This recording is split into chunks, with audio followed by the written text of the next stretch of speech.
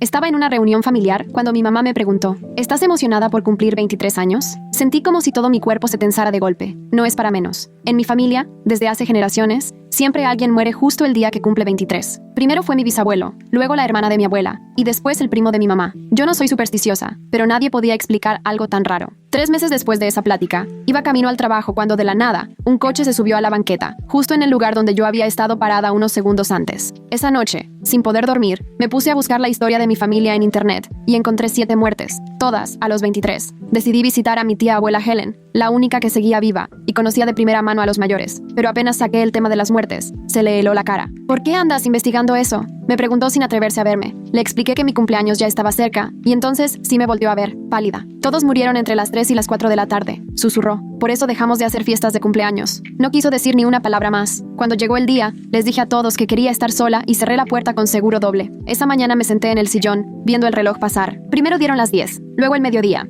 Ya eran las 2:30, y empecé a relajarme, pensando que tal vez estaba haciendo una tormenta en un vaso de agua. Pero a las 2:47 tocaron la puerta. Pensé que era UPS con un paquete, así que miré por la mirilla. ¿Quién es?, pregunté desde adentro. Busco a Caroline, contestó un hombre, con una voz totalmente plana, sin nada de emoción. Aquí no vive ninguna Caroline. Se equivocó de departamento, le respondí. Me estaba alejando de la puerta cuando volvió a tocar, ahora más fuerte. Por favor, sé que está ahí. Necesito hablar con Caroline. Las manos me sudaban mientras ponía la cadena y abría apenas una rendijita. En cuanto me vio, se le desencajó la mandíbula. Tus ojos, dijo acercándose. Tienes los ojos de Caroline. Tenía la mano derecha en el bolsillo del abrigo y se notaba la forma de algo a través de la tela. Me vas a decir dónde está Caroline, dijo, y yo cerré la puerta de golpe, tan fuerte que hasta vibraron las paredes. Pum, pum, pum. Empezó a golpear la puerta con el puño. Sé que estás ahí. Puedo esperar. Tienes que salir tarde o temprano. Marqué al 911 como pude, con las manos temblando, y les dije que alguien intentaba meterse a la fuerza. Otro golpe y la cadena casi sale volando del marco. Los tornillos cayeron al piso. Los golpes no paraban mientras hablaba con la operadora, pero en cuanto ambos escuchamos las sirenas, de repente se hizo un silencio total. Cuando llegó la policía, no encontraron a nadie, ni huellas en la puerta, y ninguno de los vecinos vio algo raro. Me miraban como si estuviera loca. El resto del día me la pasé encerrada, saltando ante cualquier ruido, pero ya no pasó nada. Sobreviví. Por fin sentí que había roto esa racha macabra, al menos hasta el cumpleaños 23 de mi hermana. Dejé de tomar mis medicamentos, convencida de que solo estaba siendo paranoica. Cuando mi hermana y yo planeábamos su fiesta, le conté lo que me pasó y nos reímos de lo exagerada que había sido. Estaba en una junta cuando me llamó mi mamá. Apenas salí a contestar y estaba llorando tanto que no le entendía nada. Mamá, ¿me escuchas? Tu hermana se desmayó en el trabajo. Resultó ser un aneurisma cerebral. La declararon muerta a las 3:23 de la tarde, el mismo día de su cumpleaños 23. En el funeral, nadie se atrevía a mirarme. Mi tía me jaló aparte y me contó que mi hermana había estado recibiendo correos raros la semana anterior, de alguien preguntando por una tal Caroline, pero pensó que era spam y los borró. En ese momento supe que esos correos eran para mí. Un año después, en su cumpleaños 24, fui sola al panteón a las 3:23 y escuché pasos detrás de mí. Tú eres la que sobrevivió, dijo una mujer. Sabía del hombre que fue a mi puerta, de Caroline, de todo.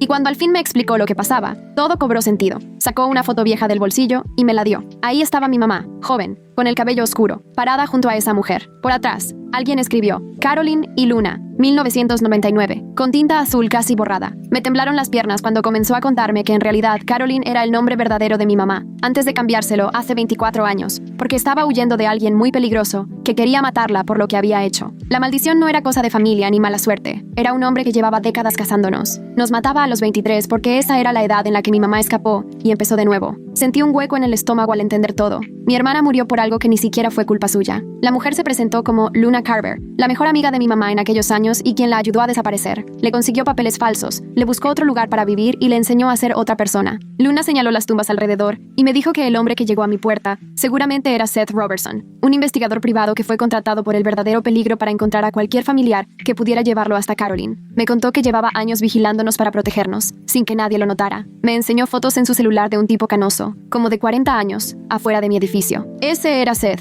dijo, y llevaba semanas siguiéndome antes de mi cumpleaños, aprendiendo mi rutina. Salí del panteón directo a la casa de mi mamá, con las manos tan temblorosas que casi no podía manejar. Todo el camino pensé en mi hermana y en cómo murió por algo que no era suyo, por el pasado de otra persona. Cuando llegué y toqué la puerta, mi mamá la abrió, me vio la cara y supo. Le mostré la foto que me dio Luna y pude ver cómo se le iba el color. ¿De dónde sacaste eso?, murmuró, y yo entré. Le dije que ya sabía lo de Caroline, que ya sabía todo, y se soltó llorando. suplicándome que dejara todo en el pasado. Decía que era mejor no saber, que preguntar solo nos iba a meter en más problemas, pero yo no me iba sin respuestas, no después de que mi hermana murió por sus secretos. Al final, mamá se sentó en la mesa de la cocina y me contó que cuando tenía 23 años, testificó contra un hombre peligrosísimo. Fue la única que se atrevió a declarar después de que ese tipo mató a 3 personas, incluida su roomie. Su declaración lo mandó a la cárcel, supuestamente de por vida, y él le juró en la corte que iba a matarla, no solo a ella, sino a cualquier hijo que tuviera, y que iba a esperar hasta que cumplieran 23, la misma edad que ella tenía cuando lo traicionó. Cuando le pregunté su nombre, solo negó con la cabeza y sacó una hoja del cajón. La mano le temblaba mientras escribía algo, me lo mostró apenas 2 segundos y luego lo hizo cenizas en el fregadero. Me explicó que decir su nombre en voz alta podría atraerlo, como si siempre hubiera alguien escuchando. Pensó que cambiarse el nombre y mudarse al otro lado del país bastaría para mantenernos a salvo, y durante años fue extremadamente cuidadosa. Nada de fotos en internet, 0 redes sociales, siempre pagando en efectivo. Aún así, nos encontraron y ahora mi hermana estaba muerta. En ese momento entendí por qué la tía abuela Helen se puso tan tensa cuando le pregunté por las muertes en la familia. Ella sabía quién era realmente mamá, sabía lo de Caroline, y eso la ponía en la mira también. Toda esa gente de la familia que murió a los 23 años eran los que conocían la verdad sobre el paradero de Caroline. Alguien se había dedicado a eliminar a cualquiera que pudiera revelar la nueva identidad y ubicación de mamá. Luna llegó a la casa como 1 hora después, cargando una carpeta llena de recortes de periódicos del juicio original. Los titulares eran del 99 y hablaban de un triple asesinato brutal y de la valiente chava que había testificado. El hombre contra el que testificó mi mamá fue sentenciado por varios homicidios, pero salió de la cárcel por un tecnicismo después de 15 años. Las pruebas se manejaron mal y sus abogados, que cobraban una fortuna, encontraron la manera de tirar todo el caso. Salió hace 5 años, de puro milagro, y en cuanto puso un pie afuera, empezó a planear su venganza. Luna nos contó que andaba usando su dinero para contratar gente como Seth Robertson, encargados de localizar a cualquiera relacionado con el juicio. Localizaban a los familiares, los vigilaban, averiguaban todo sobre sus hijos, y nada más esperaban el mejor momento para atacar. Las muertes en mi familia no eran accidentes ni coincidencias, eran asesinatos planeados para que parecieran naturales. El coche que se subió a la banqueta cuando iba al trabajo, el aneurisma cerebral que mató a mi hermana, todo fue armado. Mamá se quebró por completo y confesó que llevaba meses recibiendo amenazas antes de que muriera mi hermana. Correos anónimos con fotos viejas de ella como Caroline, mensajes de números desconocidos diciendo que sabían dónde vivía. Ella pensó que si los ignoraba, se iban a cansar y buscarían a otra persona. Jamás pensó que se meterían con nosotros, que solo querían asustarla para hacerla huir otra vez. Se equivocó, y ahora mi hermana estaba muerta y yo igual. Según esto, ya debería estarlo. Todo el cuerpo me temblaba ahí en la cocina viendo a mamá llorar en la mesa. Sentía ganas de gritarle por haber guardado ese secreto,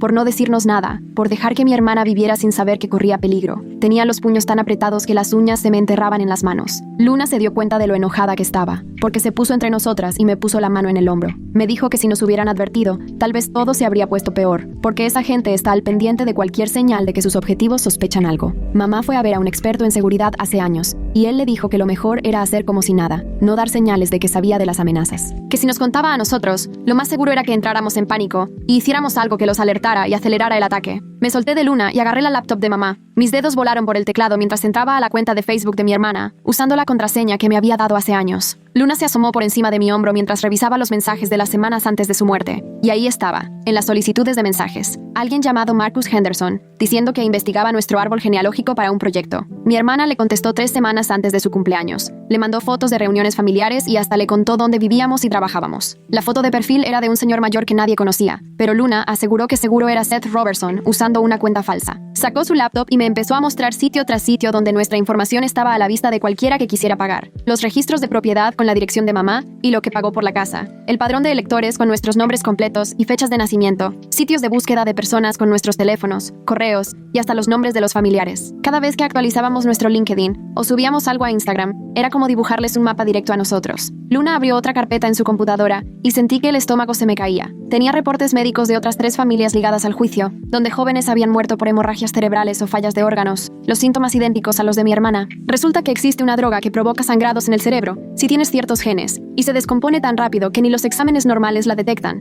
a menos que sepas exactamente qué buscar. Me temblaban las manos leyendo el caso de una chava en Ohio que se desplomó en su trabajo igual que mi hermana, otra en Texas que murió mientras cenaba por su cumpleaños. Luna llevaba años rastreando estas muertes, juntando evidencia de que no eran naturales. Esa misma tarde, nos fuimos a la policía con una caja llena de archivos e impresiones de Luna. El detective nos escuchó como 10 minutos, y luego levantó la mano. Nos dijo que sin pruebas concretas de asesinato, sin la droga en el cuerpo de alguien o un video de alguien envenenándolos, no se podía hacer nada, que para la ley todo eran simples coincidencias. Sugirió que mejor contratáramos seguridad privada si estábamos tan asustadas, o hasta pensar en mudarnos otra vez. Mamá golpeó el escritorio y dijo que ya no iba a huir, Llevaba 20 años escapando, cambiando de nombre, sin quedarse mucho tiempo en un solo lugar, hasta que conoció a mi papá y decidió que quería una vida normal. Ya estaba harta de vivir con miedo cada vez que alguien tocaba la puerta o un carro pasaba despacio. Pero mientras hablaba, yo veía que le temblaban las manos y tenía los ojos hinchados de tanto llorar desde la muerte de mi hermana. Luna hizo una llamada en el estacionamiento, y 20 minutos después estábamos en una cafetería con Samuel Gates, un señor mayor, bien vestido, especialista en casos de acoso y protección de testigos. Mientras platicábamos, él iba tomando notas y nos dijo que iba a empezar a tramitar las órdenes de restricción de inmediato, pero también fue muy honesto, y nos advirtió que en realidad esos papeles no servían de mucho. Si alguien de verdad quiere matar y hacer que parezca un accidente, ni la orden de un juez lo detiene, nos dijo sin rodeos. Nos recomendó que documentáramos absolutamente todo, que guardáramos cada correo, cada mensaje, y que grabáramos cualquier cosa rara que pasara.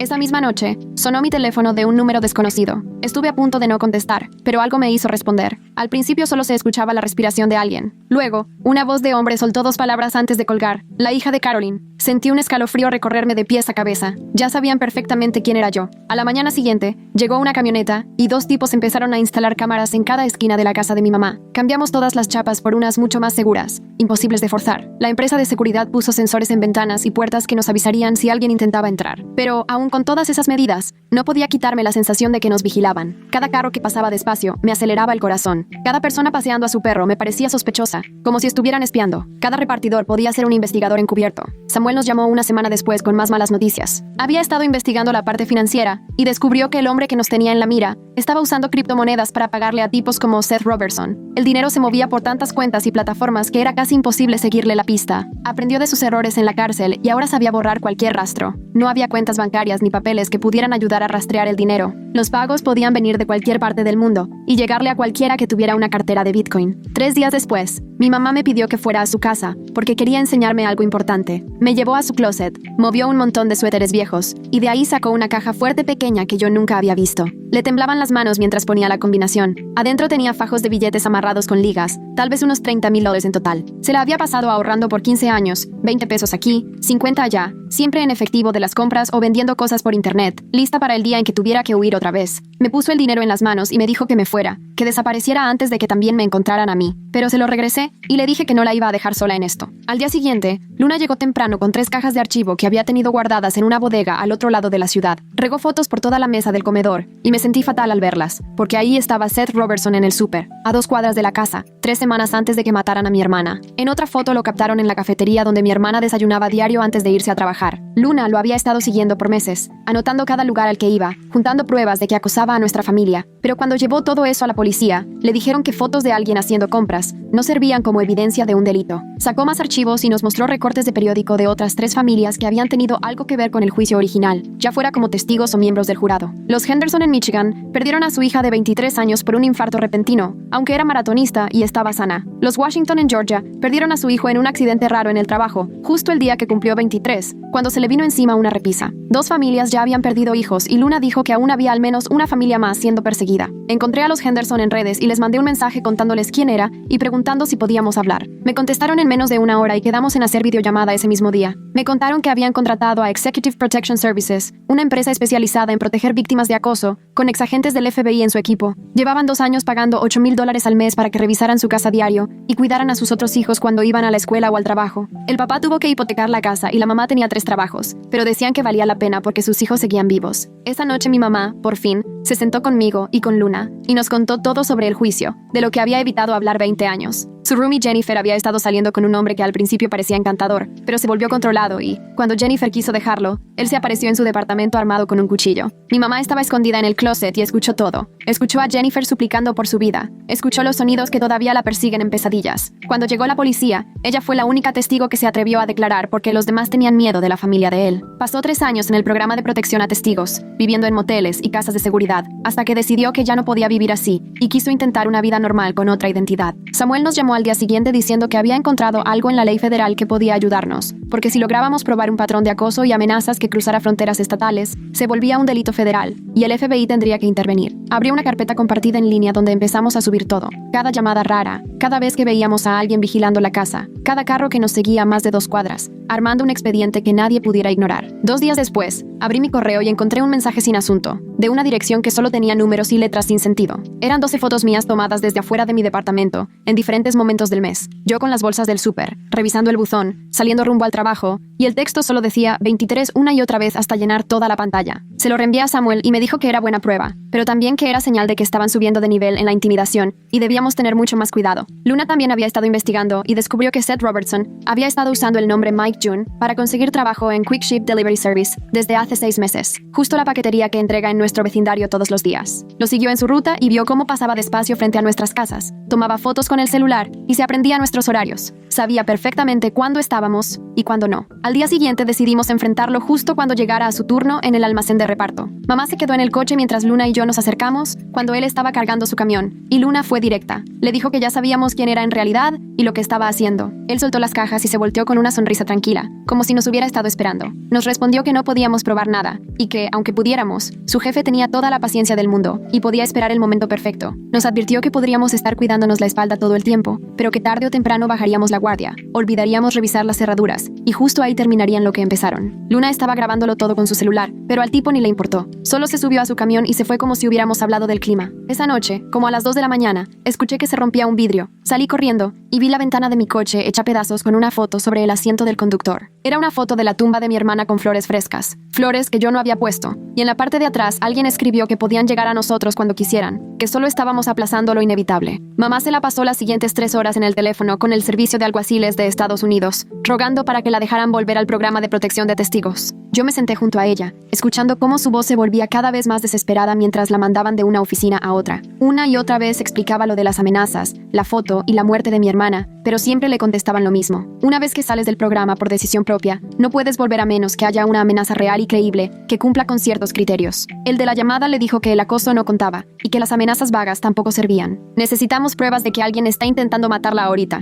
no solo asustarla. Mamá colgó y aventó el teléfono contra la pared. Se rompió en el impacto. Samuel propuso contratar a alguien para averiguar cómo seguían encontrándonos. Él conocía a un investigador llamado Tristan Beck, experto en genealogía y en localizar personas desaparecidas. Ese mismo día le hablé y vino a la casa con 2 laptops y un montón de papeles. Se echó como 4 horas revisando todas nuestras redes, registros públicos y páginas donde venden datos mientras nosotros lo veíamos. Cada vez que encontraba nuestra información en un sitio nuevo, nos enseñaba la pantalla y nos explicaba que con 1,000 pesos cualquiera podía comprar nuestras direcciones, teléfonos y hasta los nombres de nuestros familiares. Descubrió nuestros datos en 12 filtraciones diferentes, de empresas de las que ni enterados estábamos. Había desde servicios de monitoreo de crédito hasta programas de lealtad del súper. Hasta mi membresía del gimnasio había sido hackeada y nuestra información estaba a la venta en línea. Tristan siguió buscando y de pronto se quedó callado. Sacó una gráfica con todos los familiares que murieron a los 23 años y empezó a unirlos con líneas. Todos, sin excepción, habían ido a la boda de mi mamá, a su baby shower o a algún evento donde escucharon su nombre real. La tía abuela Helen fue su dama de honor. El primo que murió la ayudó a mudarse a su primer depa. No eran parientes al azar, eran los que sabían de Caroline. Al día siguiente, Samuel nos llamó para avisar que había conseguido que un juez firmara una orden de restricción contra Seth Robertson. La policía fue a entregarla a su departamento, pero el lugar estaba vacío, como si nunca hubiera vivido nadie ahí. El casero contó que Seth pagó 6 meses de renta en efectivo y jamás dio problemas, pero los vecinos ni siquiera lo podían describir. Luna fue a su trabajo falso en la empresa de entregas, y ahí le dijeron que Mike Judd no se había presentado en 3 días y que ya habían contratado a alguien más. 2 semanas después, mi vecina tocó a mi puerta para preguntarme si conocía a una mujer que estuvo preguntando por mí. Andaba de casa en casa con una tabla de clip, fingiendo hacer una encuesta sobre la seguridad de la colonia. A mi vecina se le hizo raro porque hacía preguntas muy específicas sobre nuestra familia y los horarios en que estábamos en casa. Luna escuchó la descripción y la reconoció de otro caso en el que había trabajado. Esta gente tiene toda una red, dijo. Van cambiando de investigadores para que nadie se vuelva familiar. Usan a alguien unas semanas y luego lo cambian antes de que alguien note algo. Fue ahí cuando decidí que ya estaba harta de esconderme y de vivir con miedo. Escribí todo lo que nos había pasado y lo publiqué en Facebook, Twitter y Reddit. Puse nombres, subí las fotos que nos mandaron, metí capturas de los correos. Quería que todos supieran lo que estaba pasando. Samuel me llamó en menos de 1 hora para pedirme que bajara la publicación. Si lo haces público, puedes volverte un blanco más grande o inspirar imitadores que quieran atención, me advirtió. Pero yo me negué. Ya estaba cansada de que nos casaran en las sombras. La publicación empezó a compartirse y en un día ya tenía miles de vistas. Mi teléfono no paraba de sonar con reporteros queriendo entrevistarnos. Los noticieros locales se presentaron en la casa. Mamá se encerró en su cuarto y no quiso salir. Decía que tanta atención solo iba a empeorar las cosas, pero yo pensaba que estar bajo el reflector tal vez nos protegería. Si todos estaban pendientes, no podrían simplemente hacernos desaparecer. 3 días después de que la historia se hiciera viral, recibí la llamada de alguien que dijo ser fiscal federal. Al principio pensé que era otro reportero, pero luego empezó a mencionar detalles que yo nunca publiqué. Sabía del juicio de hace 20 años y de otras familias que también estaban siendo amenazadas. Ya llevaban tiempo armando un caso rico contra el hombre que quería ver muerta a mi mamá, pero necesitaban más pruebas. Nuestra situación podía ser justo lo que les faltaba para poder encerrarlo por fin. Nos reunimos con la fiscal y 2 agentes del FBI en la oficina de Samuel. Nos mostraron archivos sobre ese hombre que se remontaban 30 años atrás. Había sido sospechoso de decenas de delitos, pero nunca lograron reunir pruebas suficientes. Nos dijeron que si cooperábamos con la investigación, podían ofrecernos protección federal. No era el programa completo de testigos, pero sí habría agentes checando que estuviéramos bien y monitoreando nuestras comunicaciones. Aceptamos en ese momento. Al final, la protección fue un agente que pasaba en coche frente a la casa 2 veces al día y llamaba una vez a la semana para asegurarse de que todo estuviera en orden. Era mejor que nada, pero yo seguía sin pegar ojo. Cada vez que pasaba un coche despacio por la calle, agarraba el celular de inmediato. Si tocaban la puerta, sentía que el corazón se me quería salir del pecho. Al mes de todo esto, me llegó un correo de una tal Kayla Freeman, que decía haber sido la enfermera de mi hermana cuando murió. Me contó que desde entonces tenía la espinita de que algo no cuadraba. Mi hermana le había dicho que se sentía mareada varios días antes del aneurisma y que además notaba que el mismo coche la seguía cada vez que iba a trabajar. Kayla recordó que mi hermana estaba asustada, aunque intentaba bromear al respecto. Al final del correo, Kayla me preguntó si podíamos vernos en persona porque tenía algo que enseñarnos, y no quería decirlo por teléfono. Nos citamos en una cafetería del centro y noté que Kayla no dejaba de voltear a todos lados, como si esperara que alguien la estuviera vigilando. Sacó de su bolsa una hielerita y me la pasó por debajo de la mesa. Dentro había 3 frascos con el nombre de mi hermana. Ella había guardado muestras de sangre, aún sabiendo que estaba prohibido en el hospital, porque todo le parecía muy raro. Kayla dijo que si se enteraban, la despedían en ese instante, pero no podía quitarse de la cabeza que a mi hermana le habían hecho algo. Llevamos los frascos a un laboratorio privado que conocía Luna, uno donde no hacían muchas preguntas sobre el origen de las muestras. Como la cadena de custodia estaba rota, no servían como prueba legal, pero lo que queríamos era saber la verdad. 2 semanas después nos dieron los resultados y vomité apenas los leí. Habían encontrado rastros de un compuesto rarísimo que puede provocar aneurismas en gente con ciertos genes. El toxicólogo nos explicó que esa sustancia era casi imposible de detectar si no la buscabas a propósito.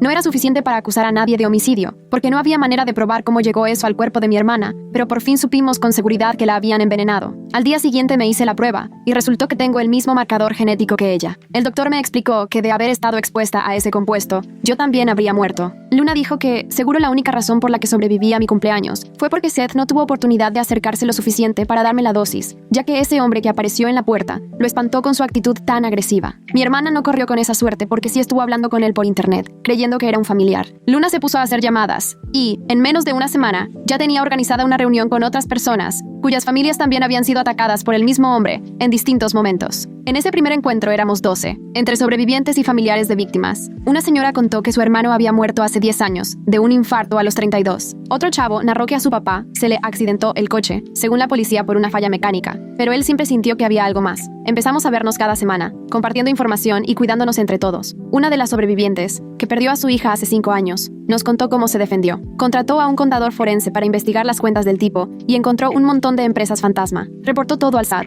y logró que le cayeran auditorías en varios negocios. No lo detuvo por completo, pero sí le costó millones y lo tuvo ocupado un buen tiempo. Nos pasó el contacto del contador y juró que nos ayudaría gratis porque odiaba lo que ese hombre había hecho. Mamá ya estaba al borde del colapso por el estrés, así que busqué una terapeuta especializada en casos de acoso. En la primera sesión, mi mamá se la pasó llorando mientras yo le agarraba la mano. La terapeuta nos dio varios consejos de seguridad: cambiar rutas, revisar el coche por si tenía rastreadores y tener palabras clave con amigos de confianza. Nos enseñó técnicas de respiración para los ataques de pánico y nos explicó que sentir miedo todo el tiempo era completamente normal después de lo que habíamos vivido. Empezamos a ir 2 veces por semana y poco a poco mi mamá logró dormir más de 2 horas seguidas. Samuel habló para darnos malas noticias sobre el caso federal. El testigo clave que iba a declarar sobre el lavado de dinero desapareció 3 días antes del gran jurado. Su departamento estaba vacío y el teléfono ya no servía. La fiscal pensó que o lo compraron o lo asustaron para que se fuera. Samuel dijo que eso dejaba claro que ese hombre todavía tenía mucho poder, incluso con los federales encima. Sin ese testigo, el caso Rico se había debilitado bastante, pero aún había esperanza. Me metí a clases de defensa personal en el gimnasio que recomendó Luna. El instructor era un ex policía que entendía perfecto cómo era vivir con miedo. Aprendí a zafarme de agarres, dónde pegarle a alguien para dejarlo fuera de combate y cómo usar lo que tuviera a la mano como arma. También tramité el permiso para portar gas pimienta,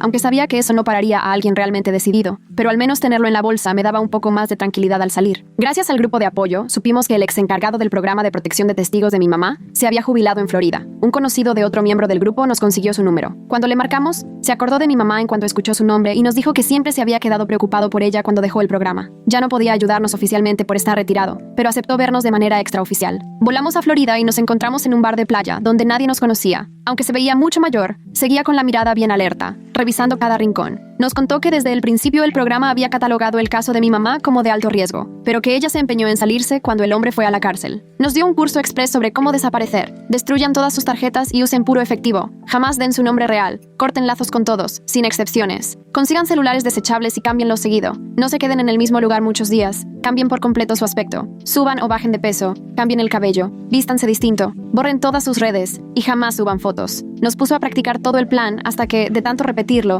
lo hacíamos casi en automático. Mamá se aprendió la lista de documentos que íbamos a necesitar y yo busqué rutas de escape desde la casa, el trabajo y cualquier otro lugar que frecuentáramos. Además, abrimos cuentas bancarias nuevas usando el apellido de soltera de mi mamá y empezamos a guardar efectivo en varios escondites. El encargado nos dijo que probablemente nunca tendríamos que salir huyendo, pero que, si llegaba a pasar, tendríamos más o menos una hora antes de que alguien se diera cuenta, así que había que aprovechar ese tiempo al máximo. 3 días después, Luna me marcó al trabajo con una noticia que hizo que se me fuera el alma al suelo y hasta tiré mi café. Arrestaron a Seth Robertson en Nevada por cargos de drogas. Lo pararon y le encontraron metanfetaminas en el coche. Checaron sus huellas y resultó que tenía órdenes de arresto en otros 3 estados por fraude y agresión. Luna me dijo que iba a salir bajo fianza, pero que eso se iba a tardar mínimo una semana. Me fui directo a la casa de mi mamá y la encontré en la sala, empacando cajas. Ya había decidido que lo mejor era que viviéramos juntas por seguridad y estaba guardando mis cosas viejas para hacer espacio. Ese fin de semana me cambié de regreso con 2 maletas y mi laptop. Los próximos 3 días nos la pasamos volviendo la casa a una fortaleza. Mamá ya había encargado cámaras de seguridad por internet y llegaron en cajas enormes. Me pasé horas taladrando y acomodando cables mientras ella programaba todo en la computadora. Pusimos cámaras en cada esquina, cubriendo la entrada, el patio de atrás y los lados de la casa. La del timbre alcanzaba a ver perfectamente a cualquiera que subiera los escalones. Cambiamos todas las chapas por cerrojos reforzados que, según el cerrajero,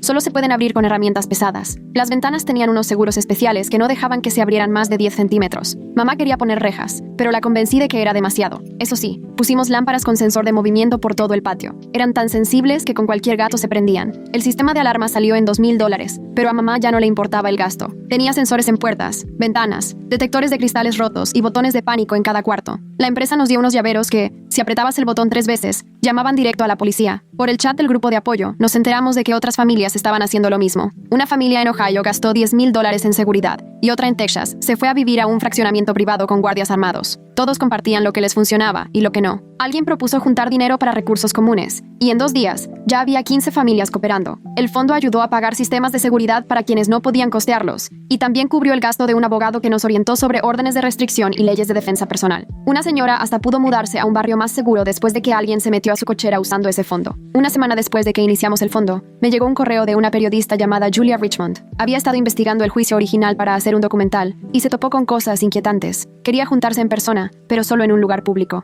Nos vimos en una cafetería muy concurrida en el centro, donde me enseñó una carpeta llena de actas de defunción. Resulta que 7 personas que iban a testificar en el juicio original murieron antes de poder declarar. Fueron 3 accidentes de coche, 2 suicidios, un ahogamiento y un asesinato sin resolver. Las fechas estaban repartidas en 2 años, pero Julia logró conectar todas con el caso. Tenía reportes policiales donde los investigadores dejaban ver que algo no cuadraba en cada muerte, pero no había forma de probar nada. Un testigo hasta llamó a la policía la noche antes de morir, diciendo que alguien lo seguía. Otra dejó una nota diciendo que tenía miedo, pero nunca explicó de qué. Julia había localizado a familiares de los testigos y 3 le dijeron que sus parientes recibieron amenazas. Me enseñó copias de cartas viejas, ya amarillas, y todas traían el mismo mensaje, que guardaran silencio. Cuando le conté a Samuel lo que había descubierto Julia, se emocionó. Dijo que eso podría servir para marcar un patrón de conducta en la demanda civil. En 2 días, ya había presentado la demanda contra ese hombre por acoso, acecho e inflicción intencional de daño emocional. Sabíamos que él tenía el dinero escondido en cuentas offshore y empresas fantasma, así que nunca nos iba a tocar un peso. Pero Samuel dijo que lo importante era dejar todo asentado legalmente y obligarlo a responder. Los abogados del tipo pelearon la demanda con todo, metiendo moción tras moción para que la tiraran. Decían que no teníamos pruebas de que su cliente estuviera relacionado con lo reciente, pero el juez dejó seguir el caso por el patrón que Julia documentó. 3 semanas después tuvimos que ir a las declaraciones. El tipo iba a aparecer por videollamada desde prisión mientras su abogado estaba ahí con nosotros. Mamá llevaba más de 20 años sin verlo y temblaba cuando entramos a la sala de juntas. Samuel le tomó la mano mientras los técnicos preparaban la videollamada. Cuando prendieron la pantalla y salió su cara,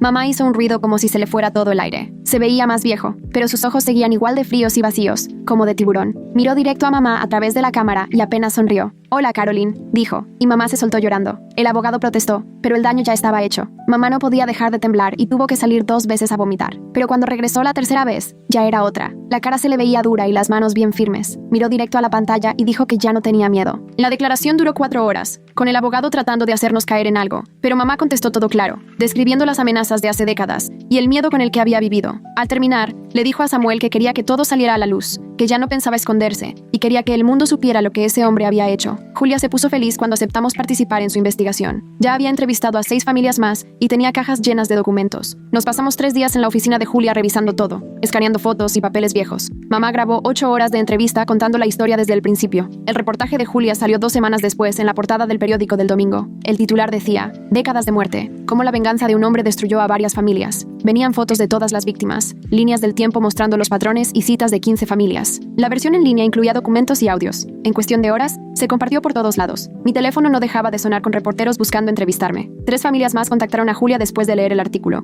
diciendo que también habían perdido familiares de la misma manera. Al día siguiente, el agente del FBI encargado de nuestro caso nos llamó para decirnos que el artículo había sido justo lo que necesitaban. La difusión animó a 2 testigos que antes tenían miedo a dar la cara. Uno de ellos incluso tenía grabaciones donde el hombre hablaba abiertamente de mandar a matar gente. Esa misma tarde, los federales ya lo habían detenido por crimen organizado y enfrentaba cargos que le podían dar cadena perpetua. Pero Luna nos advirtió que su gente seguía moviéndose. Seth Robertson había salido bajo fianza y se había esfumado, seguro para ir a avisarles a los demás. Ese hombre había manipulado a decenas de personas durante años y muchas de ellas seguían libres. Unos podían querer venganza porque atraparon a su jefe. Otros a lo mejor querían cobrar trabajos que ya les habían pagado. No podíamos confiarnos nomás porque el principal peligro estaba tras las rejas. Todas las familias pensaban igual y nuestro grupo de chat se llenó de mensajes sobre cosas sospechosas. Una familia de Chicago contó que una camioneta llevaba 3 días estacionada fuera de su casa. Samuel metió los papeles del juicio esa mañana y nos avisó que teníamos que estar listos para testificar en 6 meses. A mi mamá le temblaban las manos cuando firmó los papeles como testigo, pero aún así siguió escribiendo. Después del artículo, las reuniones del grupo de apoyo dejaron de ser en mi sala y pasaron a un centro comunitario porque se unieron otras 40 familias. Imprimimos volantes con señales de alerta y los repartíamos en cada sesión. Luna nos echó la mano para tramitar el registro como asociación civil y así poder conseguir fondos y ayudar a las familias con los gastos de seguridad. Yo volví a mi trabajo de oficina, pero cada día estacionaba en un lugar diferente y prefería las escaleras al elevador. Mis compañeros creían que era paranoia que siempre revisara debajo del carro antes de subirme, pero no me importaba. En el grupo, mi mamá conoció a Jerome,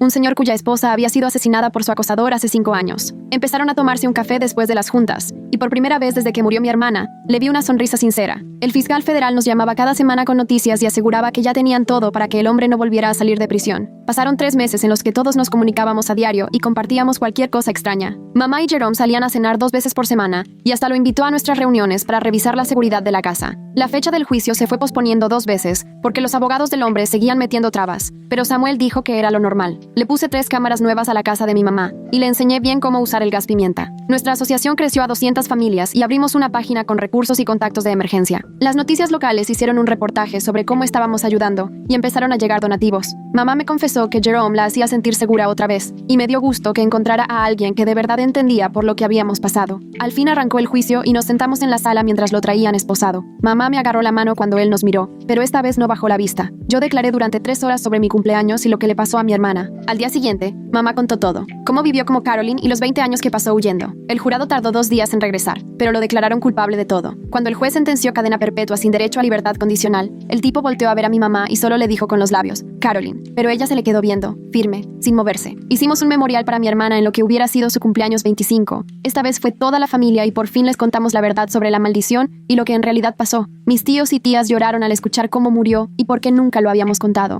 Plantamos un árbol en el parque con una placa con su nombre y fecha. 2 semanas después del juicio, arrestaron a Seth por tratar de intimidar a otro testigo y lo encerraron en la misma cárcel que su jefe. A los 3 días, un guardia lo encontró colgado en su celda con una sábana. Luna dijo: seguro lo mataron para que no hablara del grupo, pero la policía lo cerró como suicidio. A otro de la red lo agarraron en Texas por amenazar a otra familia. Nuestro grupo de apoyo seguía creciendo y cada vez llegaba más gente conforme se corría la voz. A los 6 meses, mamá se fue a vivir con Jerome y vendió la casa con tantos recuerdos dolorosos. Yo la ayudé a empacar el cuarto de mi hermana y donamos su ropa. Solo nos quedamos con sus joyas y fotos. Lo demás era demasiado doloroso. En el trabajo me dejaron hacer home office 3 días a la semana, así que ya no me preocupaba tanto el tráfico. Seguía revisando los espejos y viendo quién venía atrás, pero ya el miedo no era igual. Mamá y Jerome se comprometieron justo el día del primer aniversario después del juicio. La vida no era normal ni lo iba a ser, pero estábamos armando algo mejor con lo que teníamos. Mamá y yo hablábamos todos los días, y una vez al mes íbamos juntas a terapia. Creamos una beca con el nombre de mi hermana para estudiantes de enfermería, porque eso era lo que ella quería hacer. La asociación ayudó a 50 familias a conseguir órdenes de restricción y las puso en contacto con empresas de seguridad. Arrestaron a 3 más del grupo cuando intentaron cobrar trabajos viejos. Salí con alguien unos meses, pero la ansiedad de meter a alguien nuevo en todo esto fue demasiado. Mamá lo entendió y me dijo, no hay prisa, tú a tu ritmo. Visitábamos la tumba de mi hermana cada mes y le platicábamos de nuestras vidas, de cómo íbamos. El miedo siempre estará ahí, pero aprendimos a vivir con él en vez de dejar que nos manejara. Mamá sonríe más ahora, incluso a veces se ríe de los chistes malos de Jerome. Somos más unidas que nunca, atadas por lo que sobrevivimos y la promesa de seguir adelante por mi hermana. Y ya está,